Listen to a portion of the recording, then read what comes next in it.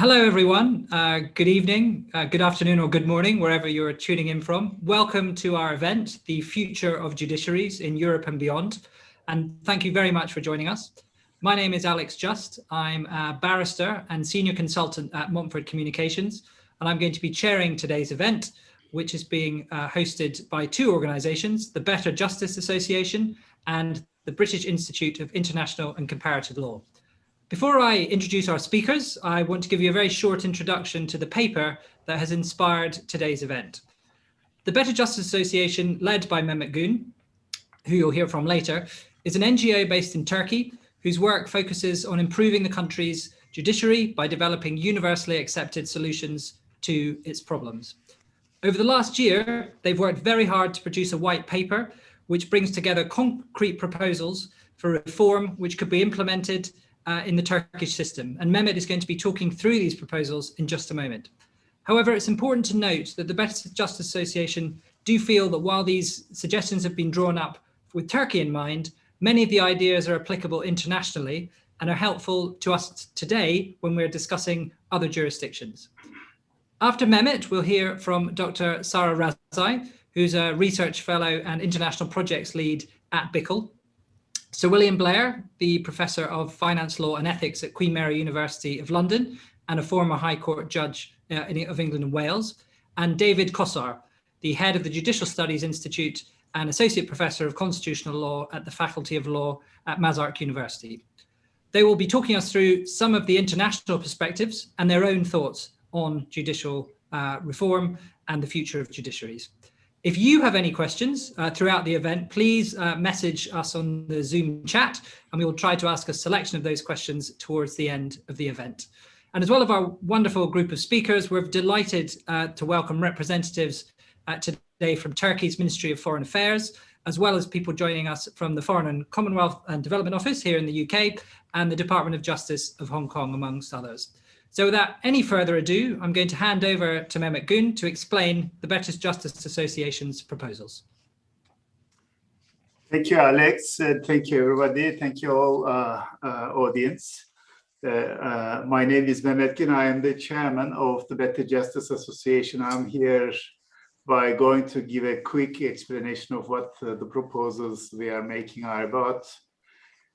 Judiciary's function in a democracy is to limit the executive and the legislature with the rule of law, and also to adjudicate on disputes between people.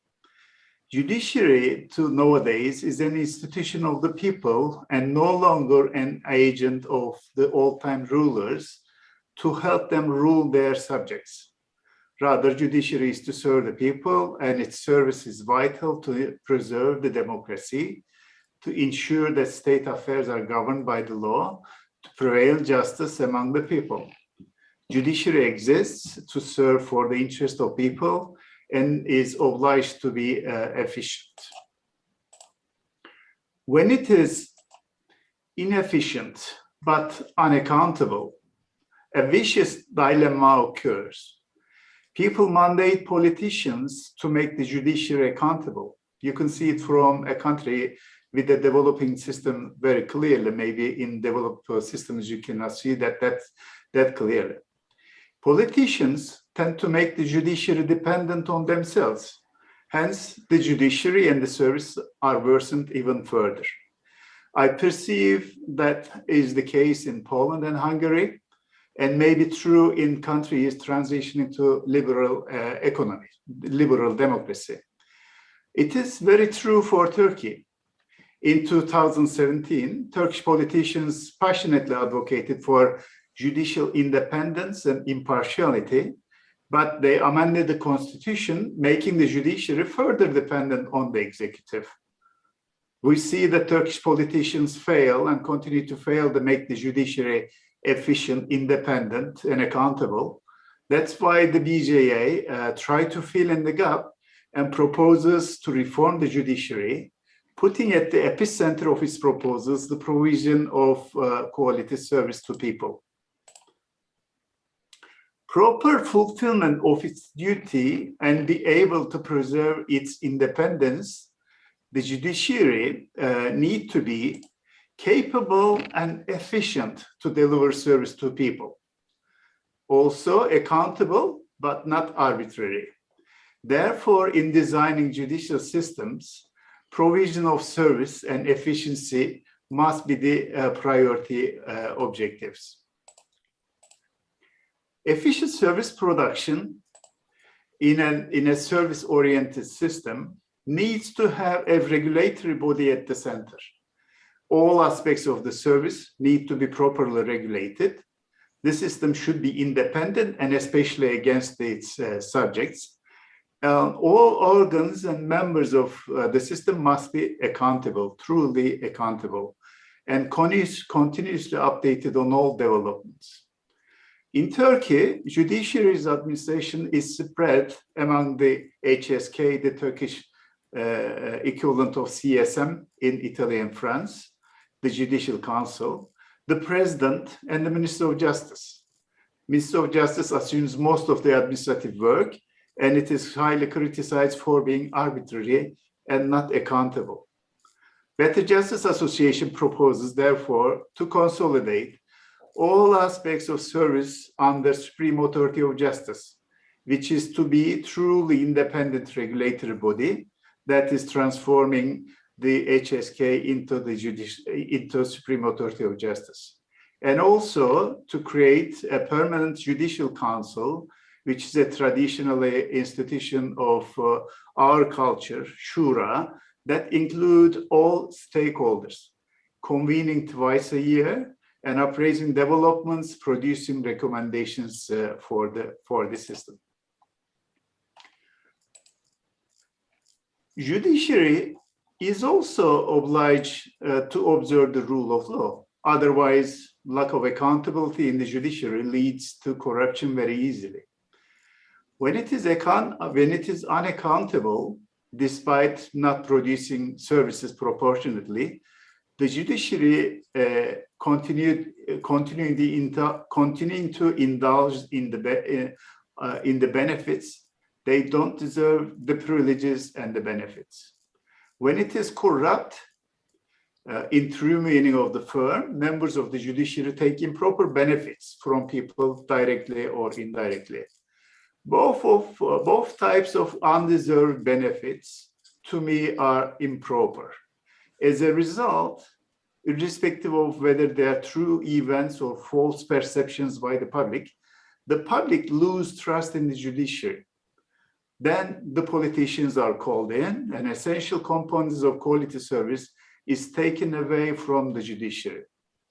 In Turkey, it is perceived that the members of the judiciary escape liability to the law, for example, for parking tickets, abuse of power, mistreatment of people, or even for taking bribes, despite they indulge in de facto immunity and impunity under the auspices of tenure privileges.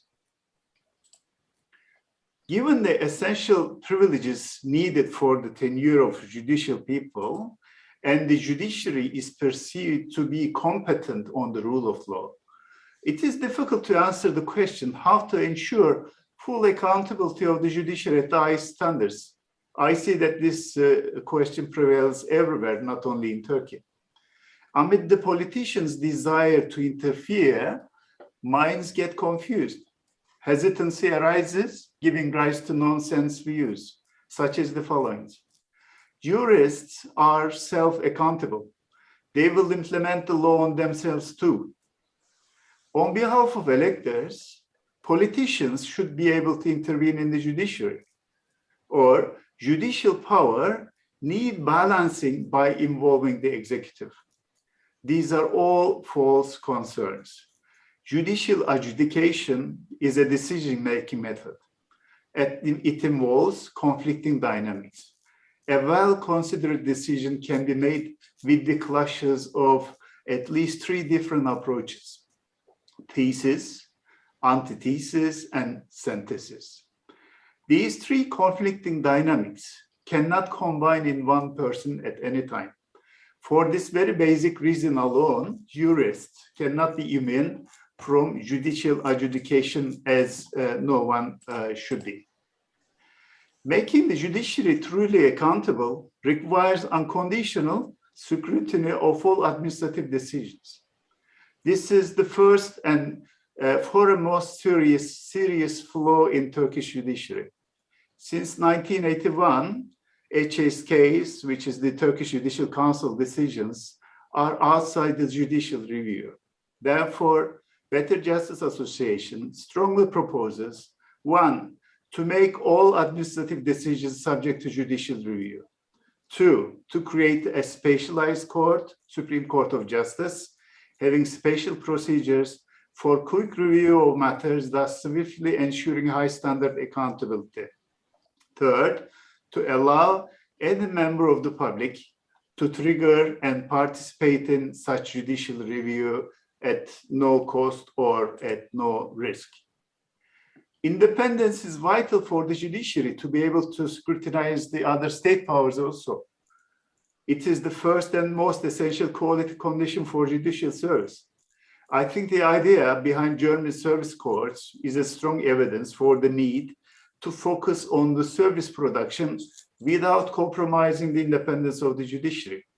Chasing the judiciary's independence and fighting for it alone while neglecting the efficient service provision causes it to become a political subject matter, sharing fights, power sharing fights. And politicians, of course, always are the winners. Turkish judiciary's independence is currently severely damaged. It appears as if an extension of the executive power. Judicial Council's 13 members are appointed by the ruling politicians, and its functioning is dependent on the Ministry of Justice. Mainly due to its failures to provide quality service to the people, people do not stand up to defend the judiciary's independence. Rather, they ask for more accountability of the judiciary. Better Justice Association proposes to transform HSK into Supreme Authority of Justice as a service-oriented but truly independent regulatory body, with a member composition fairly representing all stakeholders, with 90 members with diverse qualifications to meet all resources internally, transparent, judicially reviewed member election process, policy, operational, and budgetary autonomy, full accountability, and increased self-compliance with autonomous legal advisors, the right and duty to defend its own independence, decentralized professional institutions to defend its independence, and any member of the public being entitled to interfere and intervene. In Turkey, judiciary is choking, and the service is seriously hampered. 7 million cases, civil and criminal, filed every year. We have 7,000 plus courts, and they do not produce good quality judgment because, we all experienced considerable delays and high rate of overturning. Accountability and independence do not automatically produce and raise quality in judicial services. Further measures, means, and skills are needed, as well any service organizations do, such as lean organization, efficient management, skilled people, and efficient procedures, and a visionary approach. To be efficient all over the country require optimum distribution of courts in the country and modern dispute management mentality.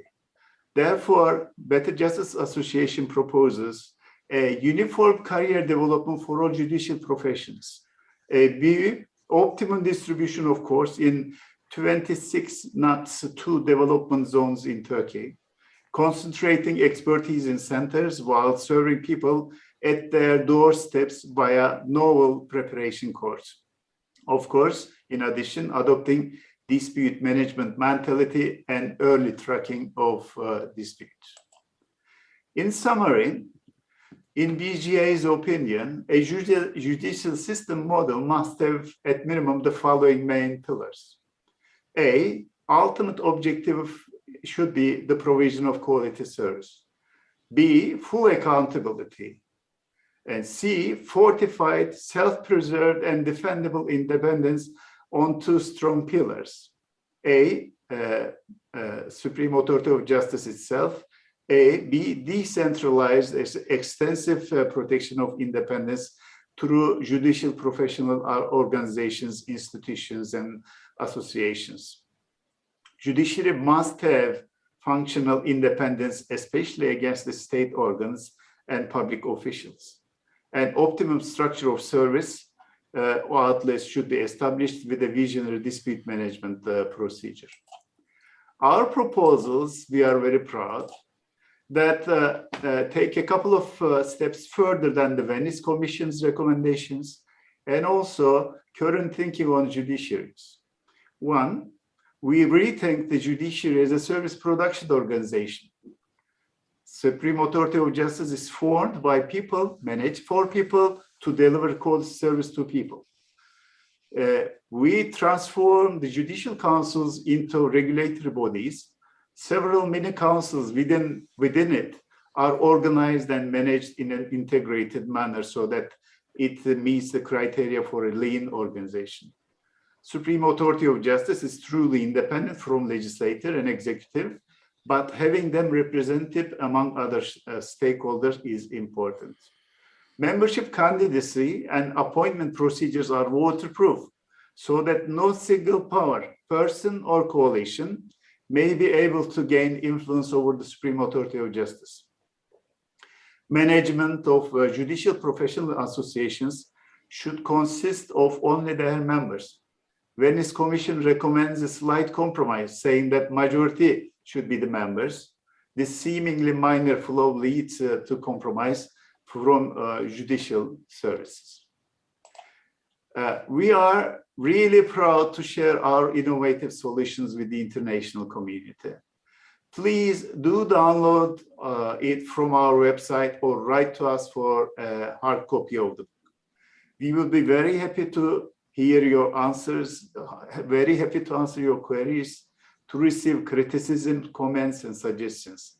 We are very keen to develop and mature these solutions, ideas, and present it to the decision makers once they are fully matured.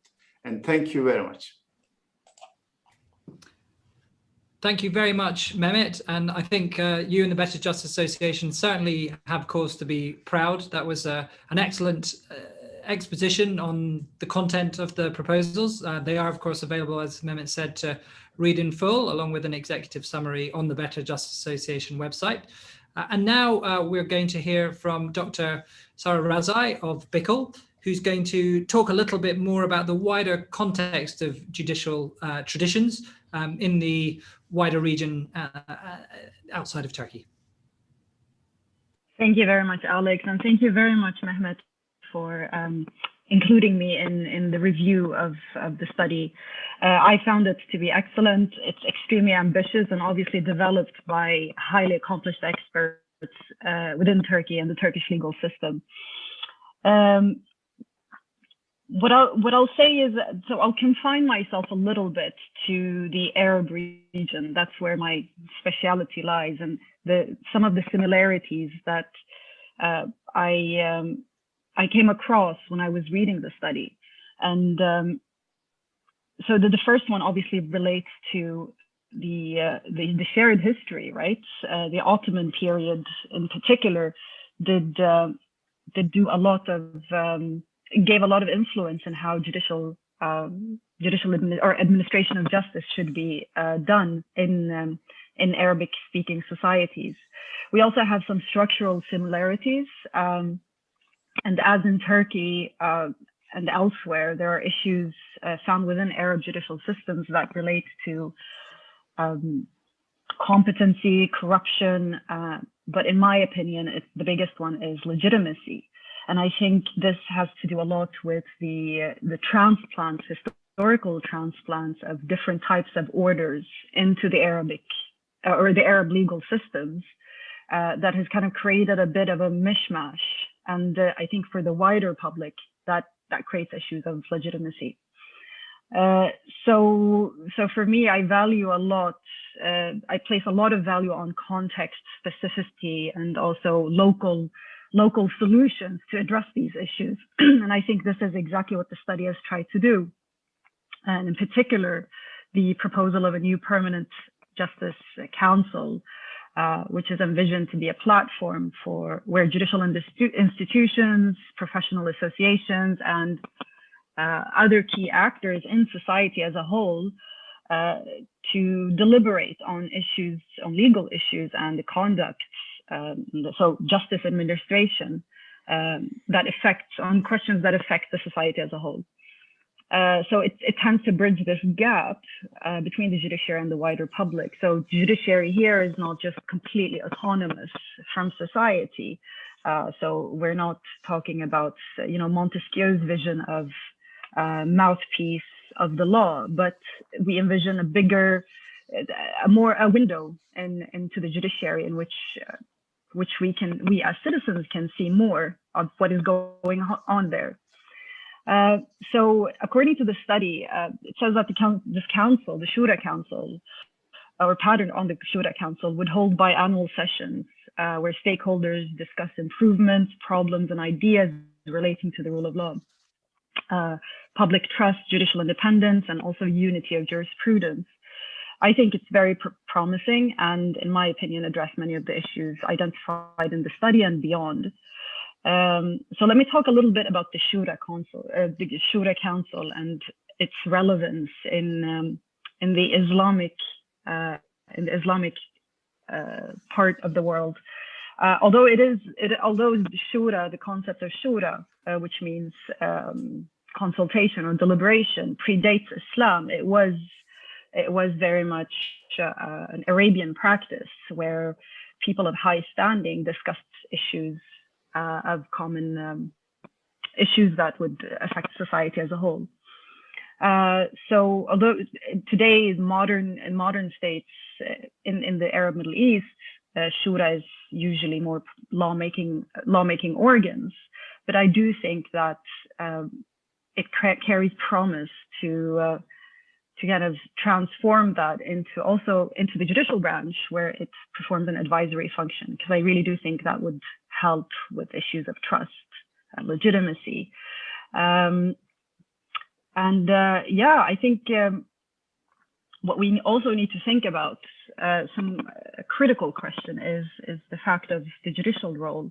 So how do we envision the role of the judge and the role of courts in Turkey, but also in the Arab region? That's what my work is primarily focused on, is that do we need to move away from standard role conceptions of the judge that are unfortunately sometimes tend to be binary. So either a mouthpiece of the law or someone who is extremely politicized.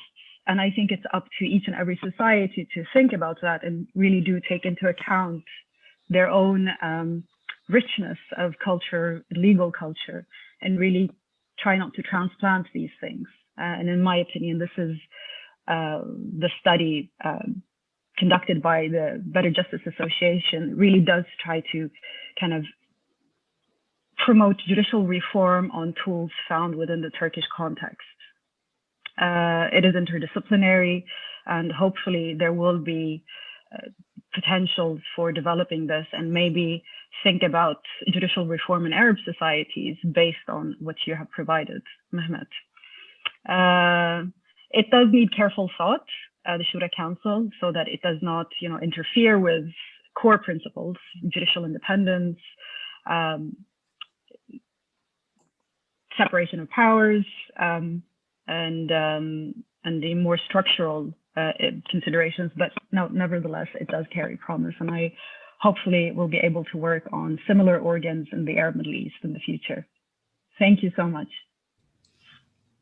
Thank you, Sarah, for your very thoughtful comments. And I think that question of trust and legitimacy is something that's impacting people in all societies, not just in terms of judiciary, but in terms of how they engage with a range of public bodies. So very timely themes for us to be addressing today. We're now going to hear from Dr. David Kosar, David has thought particularly about some of the aspects of the proposals, which you'll hear more about him, in terms of evaluating what's valuable to the judiciary and planning that will be required to help judiciaries going forward. And his research, as you'll hear, is very focused on professional associations and how they can support and encourage reform. So I will now hand the floor over to David. Thank you very much, Alex. Thank you very much, Mehmet, for allowing me to speak at this event. I'm sincerely honored. And I must say I'm definitely impressed by the quality of your report. And I'm in particular, I would stress that the fact that it looks at the judicial reform and all legal professions holistically is quite unique, and also the fact that it takes into account local specifics, that by which I mean culture, tradition, and so forth in Turkey, very much into account. That's a crucial starting point, because we all know that one size fits all solution do not necessarily work, and if they do, it's quite often a stroke of luck, which is not the best starting point for judicial reform. So I guess this report is a great starting point for debate. I believe this webinar is just a first step, because there is so much to digest. Sorry, I'm having some just slight trouble with the camera, so I will try to make sure that you can see me properly. Okay, wonderful. So I come from the Central and Eastern European background. It always starts get tricky when you most need it. Just connect it properly. Okay. So that should be it. So I come from the Central and Eastern European background. So these countries, of course, face sometimes different problems and require different solutions than Turkey. But there are several lessons, I believe, that are generally applicable to all not yet consolidated democracy. So my role here is to focus primarily at the role of professional associations within the proposal, and also on a bit on a fair distribution of resources in judicial system. So if we look at professional associations and judicial associations in particular, that's one of the key lessons from the recent developments in judiciaries worldwide, but in particular in Europe, that these judicial associations are becoming more and more important, and they are sometimes, considered formal actors, sometimes informal actors. Sometimes they are conceptualized as in your proposal as compulsory, or professional associations with compulsory membership. Sometimes they are private bodies that do not represent the professions, especially the judiciary as such. But in each case, they are quite important, not only in I'd say not yet consolidated democracies, but also in democracies in Western Europe. Just think of the Italian judiciary, when the so-called correnti judicial associations now play a crucial role within Italian judicial governance, and they eventually replace the influence of the Ministry of Justice from earlier years, and then the grip of more senior judges. So I would say that judicial associations are crucial. And if you look at the proposal holistically, I guess the rule of thumb is that the more power is given to judicial governance body, the more attention it attracts from politicians. So if judicial associations are going to be crucial for either formal or informal power within the Turkish judiciary, it's clear that there will be some ties with the judiciary and the main political parties. So I think the political capture either from the outside or from the inside is one of the key lessons to be learned, and something that needs to be taken into account and there must be certain, checks and balances how to at least moderate this potential. So making sure that, for instance, the leadership of these professional associations will not follow the majoritarian principle, but should consist of representatives of different regions, different levels of the general prosecutor's service, or of different levels of the judiciary. We also need to know how these professional associations with compulsory membership will interact with, let's say, these private judicial associations. What kind of connection there will be. So one of the lessons also when we studied judicial self-governance realized was that the power, if create a new body, the power does not disappear, and the tensions do not evaporate. They just are transferred to other hands, and potentially new channels of politicization of the judiciary are created. So we could see it in France and Italy, where the major channels of politicization of the judiciary are arguably judicial associations. We could see the rise of judicial associations in Slovakia as well, and their major influence, for instance, on the selection of Chief Justice and many other important positions like members of the judicial council. So it's important to keep this in mind. The other issue in the proposal I find important is the involvement of professional associations in disciplining of its members. This is something that also needs to be taken seriously, and we need to be sure that it's done properly and that it's following the standards set by the European Court of Human Rights, and it is clear that the right procedure rules are followed. Basically, for instance, that the same persons cannot be both the prosecutors and decision makers in case of disciplinary offenses, even if it's only about minor disciplinary offenses. So that's regarding the professional associations. As to the need to fair distribution of resources in the judicial system and implementing modern and efficient dispute resolution systems, I think Mehmet made it clear that the value of efficiency is crucial. Sometimes for the wider public, the length of proceedings is far more important than some abstract issues of separation of powers and judicial independence. And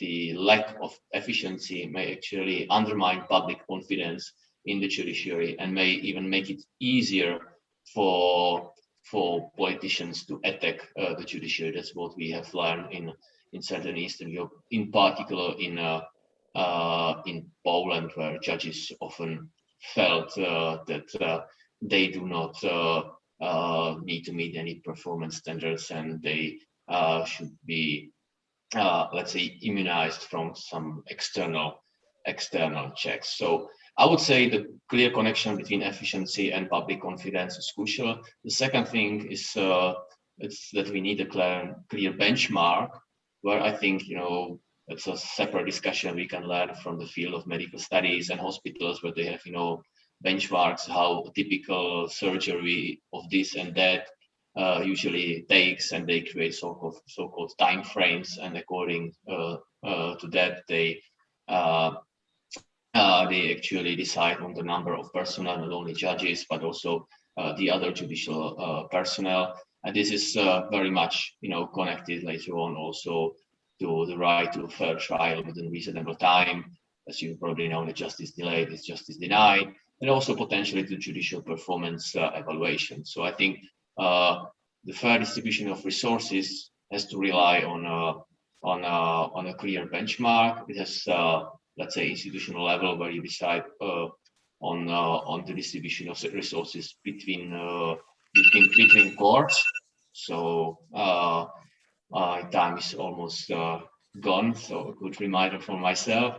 Also an individual, level when I think it can be applied as a sort of, initially perhaps as a nudge for statistical sheets on the performance individual judges, and later on lead to a full-fledged judicial performance evaluation system. And I think this is also the way how to sell some of the reports to policymakers and to politicians, because there is not a single politician, I believe, who would not like to have a quicker justice system which is more efficient and delivers the goods in shorter time. And if this efficiency-driven agenda is accompanied by some, let's say, more robust reforms concerning checks and balances and structural issues, it is only for the better. So thank you very much for the attention, and I'm looking forward to the discussion that ensued. Thank you. Thank you so much, David, for your very uplifting remarks. I think that was perhaps what was making your camera go up. Your positivity there to conclude, I think is really important, because at the end of the day, I think the Better Justice Association and many people on this webinar will hear your call for these kind of proposals to be grounded in a political reality. And I think your points about how you can sell these kinds of ideas to different politicians who at the end of the day will be implementing some of the legal changes that will be needed for these judicial reform packages to go through is very important. And that nicely segues to our final speaker today. I'm delighted to welcome Sir William Blair, a former judge in England and Wales. Sir William has a number of valuable insights, I think, to give us today. He's obviously had time on the bench and in the commercial courts, and also worked on rule of law projects in a diverse range of countries, including Qatar and China. He's also a member of the steering group of the Standing International Forum of Commercial Courts, which brings together judges from the world's various commercial courts to share best practices for maintaining a stable legal system. And I think he's going to touch on that particular organization in his remarks now. So I'll hand over to Sir William. Well, thank you very much indeed, Alex. And in particular, thank you to the Better Justice Association and to Attorney Mehmet Gün, who of course is a very well-known commercial lawyer internationally, and to the British Institute of International and Comparative Law for co-hosting the event. Let me just say that I've read the white paper with real admiration. I think it's notable because it focuses on what practically needs to be done to achieve the result, which I think David Kosha rightly said, all political people and all people want to see in my country, just as in all our countries, and that is a better functioning judicial system. I'm going to talk about, if you like, a reason for that, and it's a particular reason I'm going to talk about it because I've been asked to talk about it, but also because it reflects my own experience. And that is the link between the rule of law and economic stability and indeed prosperity. Because if that link is there, then it follows that really all of us should be looking at all our legal systems to see how well they're functioning. So let me then say a little bit about that. And the first point I'd like to make is that the link between the rule of law and economic stability is something that comes from the long term. This is not something that necessarily shows in the short term, but it's important in the long term. Alex mentioned a moment ago the Standing International Forum for Commercial Courts. this was set up a few years ago, and we have about 40 jurisdictions now participating. By the way, one of them is not Turkey, and we would love to see Turkey as a member. It's a very important international jurisdiction. We met most recently in Singapore in March, although just as I'm afraid, in Istanbul, where I really like to be. I wasn't in Singapore, where I would also really like to be, but at least we can all get together more easily on Zoom. But let me just read out something to you, because they're not my words, and I prefer you have words to which judiciaries internationally have subscribed, rather than just my view on it. Let me read it out. It's generally accepted that the proper functioning of dispute resolution through effective court systems contributes towards worldwide stability and prosperity. Commercial courts can provide predictability and reduce uncertainty. Sustainable economic development and investor confidence is promoted by adherence to the rule of law. And that really is what this is all about. And I want to approach it, though, just as I think the white paper approaches it, from a practical point of view, and make a few remarks around the practical side. At present, internationally, there's a lot of work being done on the importance of mediation and conciliation, and the idea that people are better to settle their disputes. And of course, we all of us who are practicing lawyers support that, because it's a sensible thing to do. But this is the point I want to make, which is sometimes missed. It's much easier to conciliate disputes when there is a predictable and effective system. Why is that? It's because the parties can anticipate an outcome, or at least they can anticipate a range of outcomes if they continue to fight their disputes through the courts. And also, they understand that the courts will enforce those outcomes. So this incentivizes conciliation and helps the parties to find a space within which to settle their differences.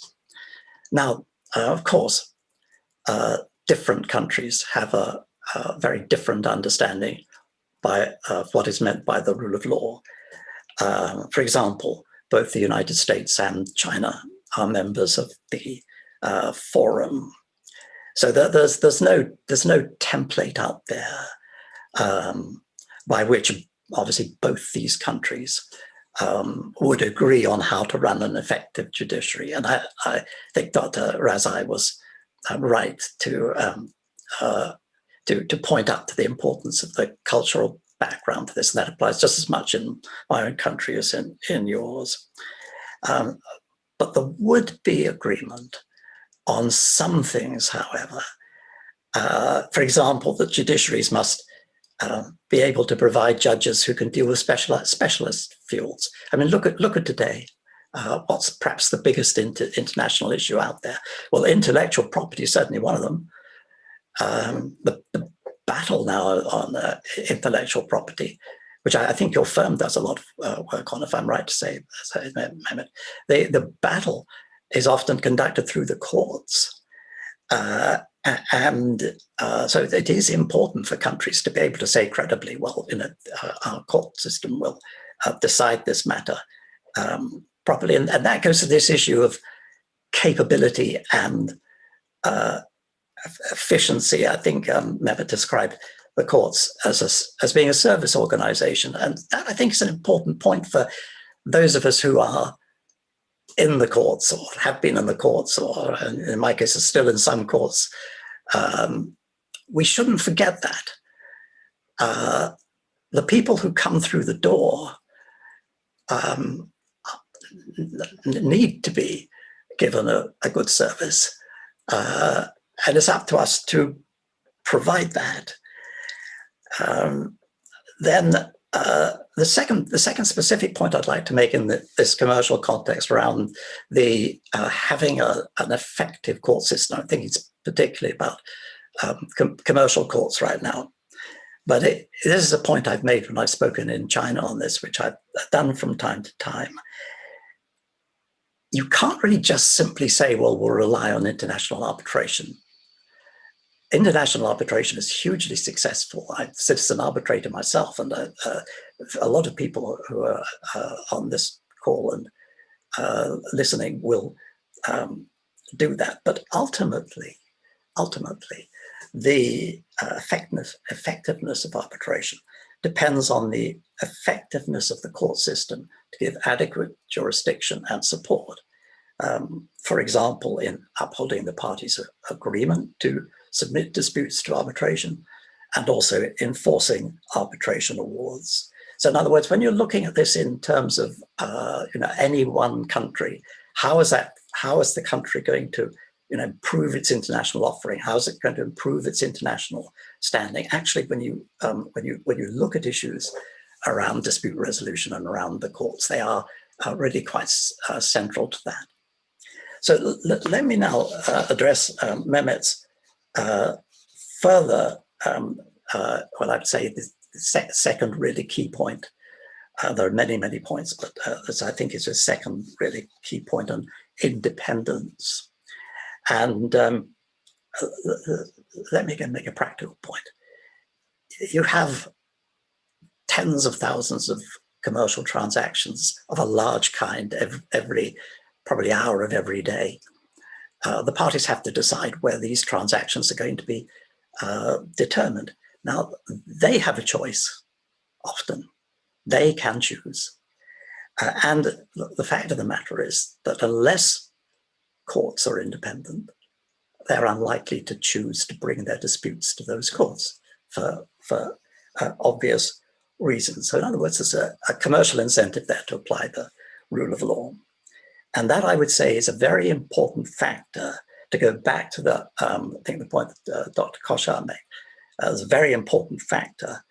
There is this commercial incentive out there to apply the rule of law. Now, just a few points on perspective. I was going to say something about challenges, but I think given the time, we all face the same challenges, actually. Cost, resources, maintaining standards, the growing complexity of lawsuits, technological change, a huge challenge for courts, providing access to litigants, and so that it's not just the well-off or the big corporations that can afford to come to courts. And of course, we've got the pandemic. By the way, Mehmet, you mentioned the backlog in, you mentioned the number of cases in Turkey. This is, of course, quite a common problem. In Brazil, there is as of 2018, a backlog of 80 million lawsuits.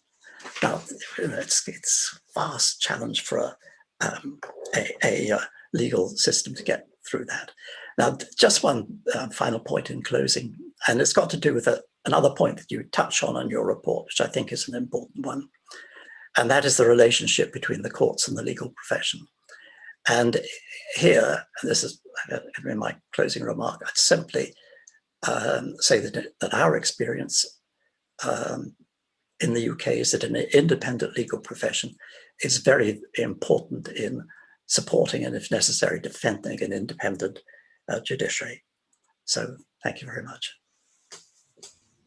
Thank you, Sir William. And I think the point that you made, that we all face the same challenges, it's really important. And I think that's reflected in the approach that the Better Justice Association has taken to their work, and the fact that this is a very international webinar, and we've got participants logged in from a number of jurisdictions who hopefully can draw on some of the ideas.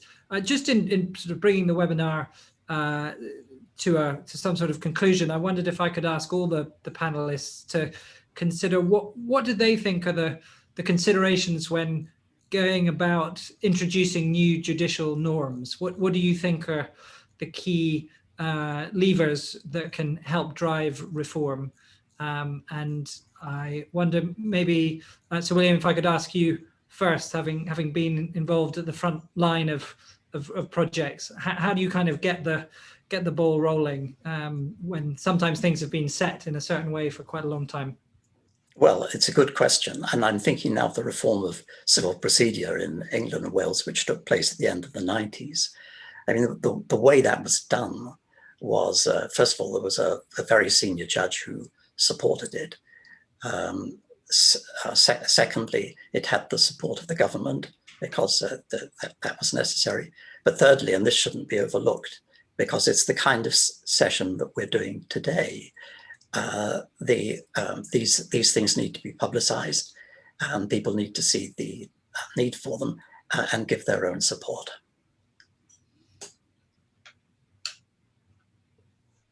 David, any perspectives from you in terms of your experience of studying groups of judges and the way that they interact? How can you get buy-in from those kind of organizations that you do a lot of research on?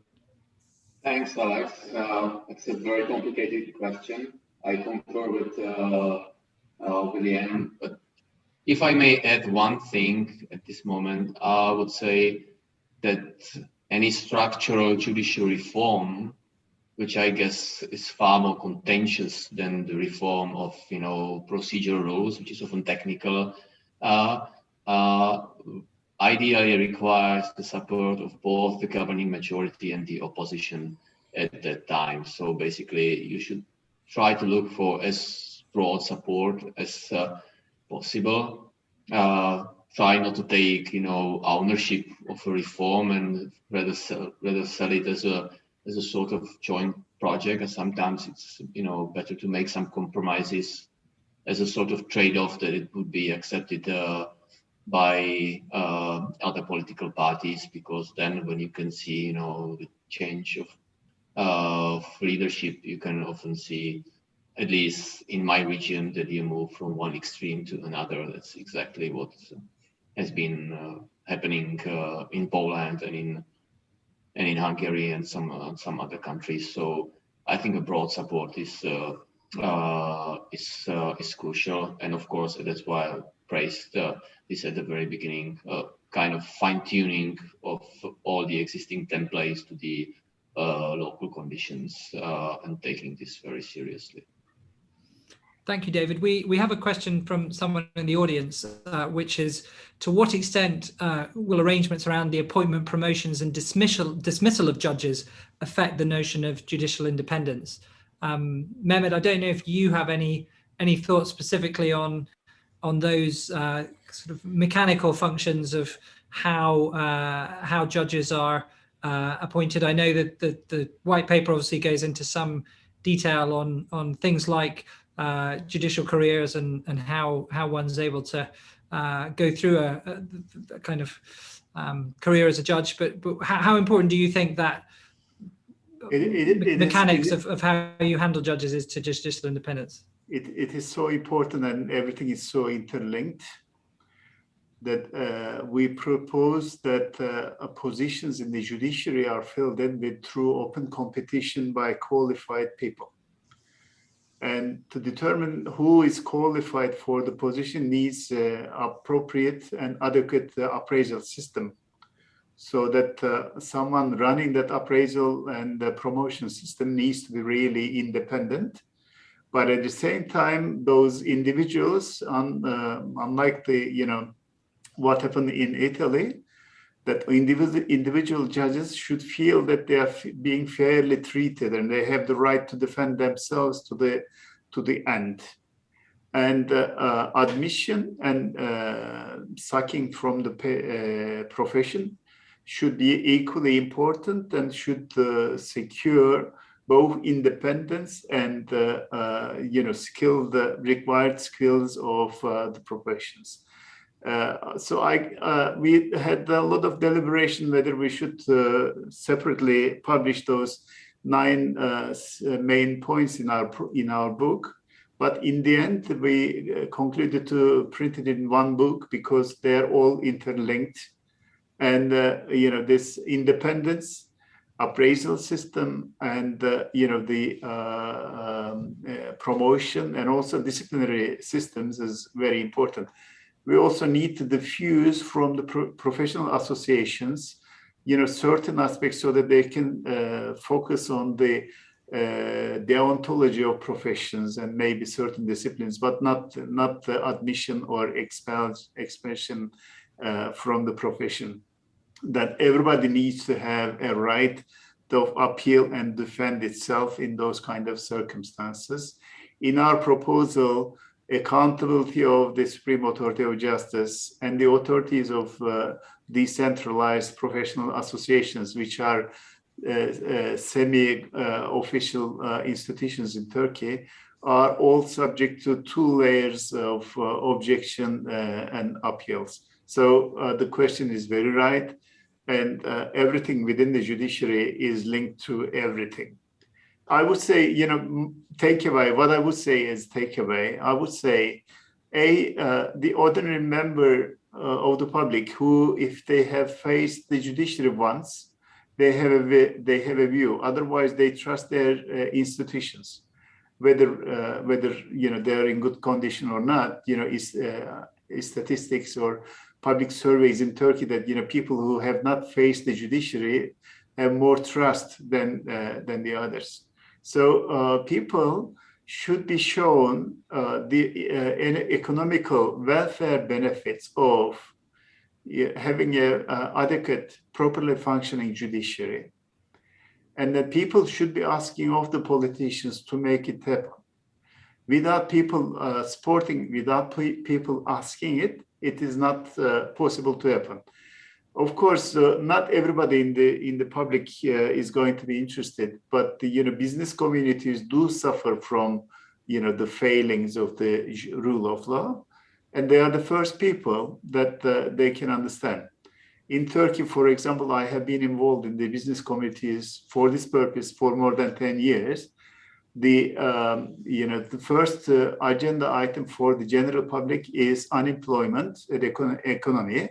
But for the business world, the first item is the rule of law and independence of the judiciary. So if the business world agrees and sees the benefit, I think they are more effective on politicians and they can make it happen. Thank you. The next question from the audience, I wonder if Sarah could answer. It's about the tension, I suppose, between some of the ways that politicians want to have short-term gains from reform versus some of the longer-term nature of rule of law reform projects. And obviously in your research, you've done a lot of field work talking to people who have been involved in societies that have been undergoing transition. And so how can you get buy-in from politicians to these longer-term projects that sometimes will actually limit their power, but are ultimately in the long-term interest, as Mehmet's just said, and as we heard from Sir William, of the business community and of the economy more generally?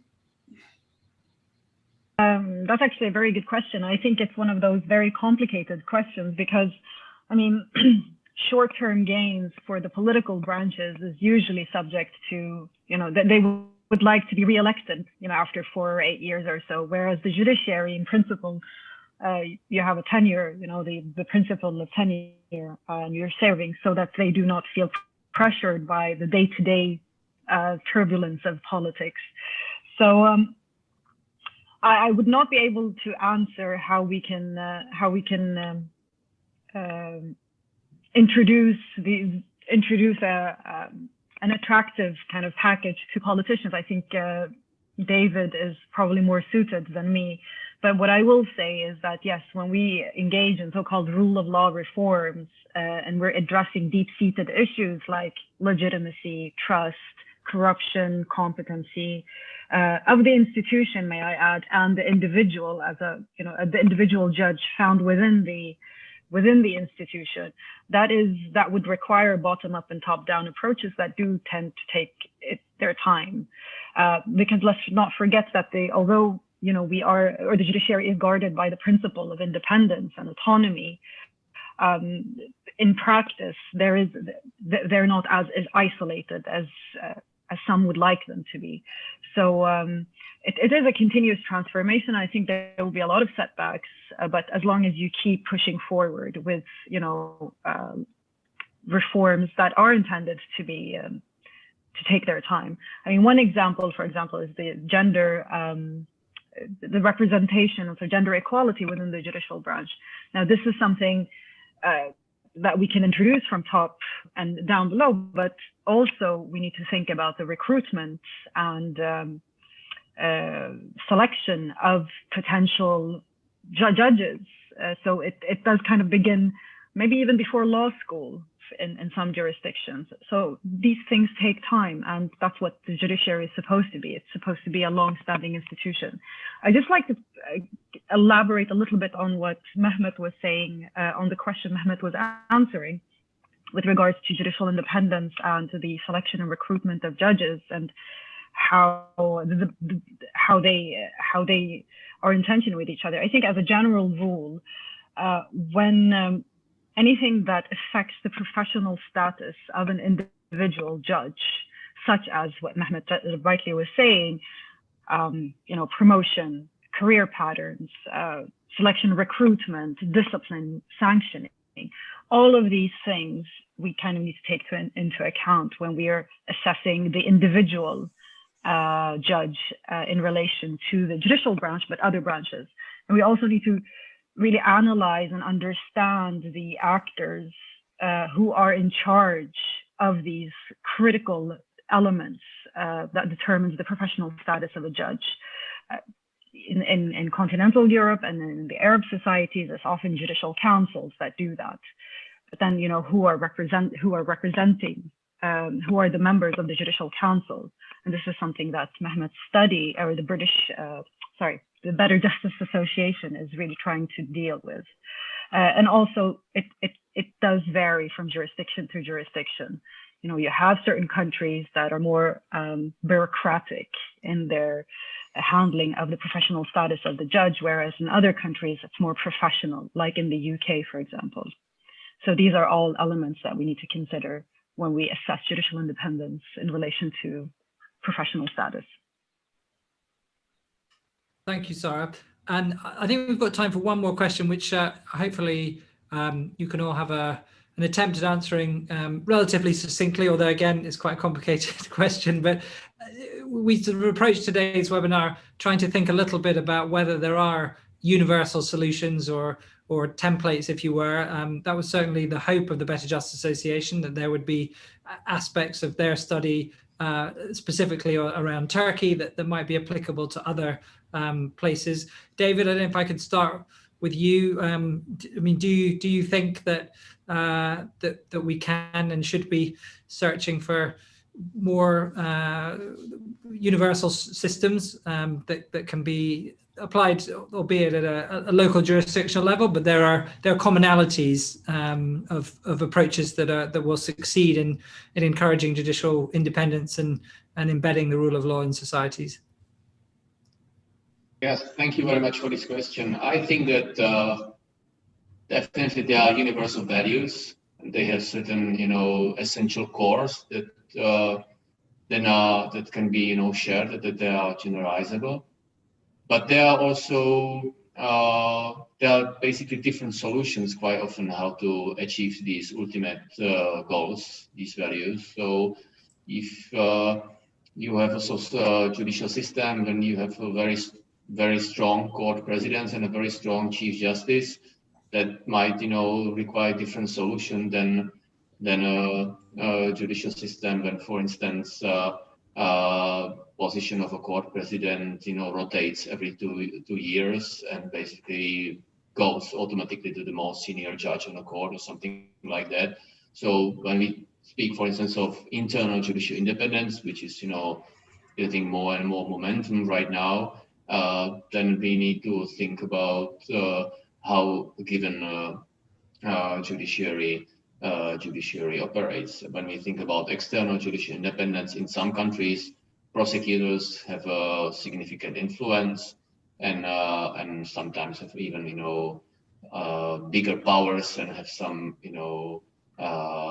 potential possible powers vis-a-vis the judges, and they are having great reputation and even sometimes higher salaries. So this is a typical for post-Soviet sector. So again, that requires different solution than for instance common law countries, where I would believe that prosecution has very limited influence over the judiciary, and potential channels of politicization and potential dangers are stemming from different actors. So values are universal, and I believe there are different solutions how to achieve them. So even structurally, you might have a judicial council, a strong one that concentrates a lot of power if it's within the tradition of a given country like France or Italy, or you might combine a court service with the Judicial Appointments Commission, and with some potential other bodies like in Nordic countries, or have a sort of hybrid model like in every single part of the United Kingdom. So I believe these are all viable alternatives, and some of those might work in certain contexts, and some of those might not. So William, any thoughts on this question of universality? No, well, I agree basically with what's just been said. It is true that there are quite significant differences between civil law structures and common law structures, and some jurisdictions with a mix. And I think the important thing is to both focus on having a viable structure, which is what the white paper does, and also to focus on what you regard as being the key attributes that you want from your judicial system. And there, I think, where actually when you get down to it, they're quite similar.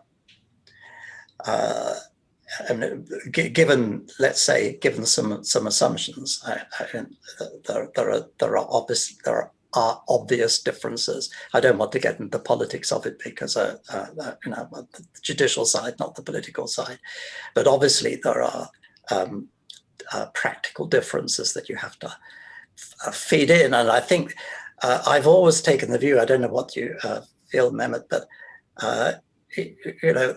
for individual people, getting a fair result is so important. And really, your judicial system, if it can deliver that, it's not an ideological thing. It's got to do with the basic human ideas of doing justice. And if you can do that and you can be fair about it, it's an enormous achievement.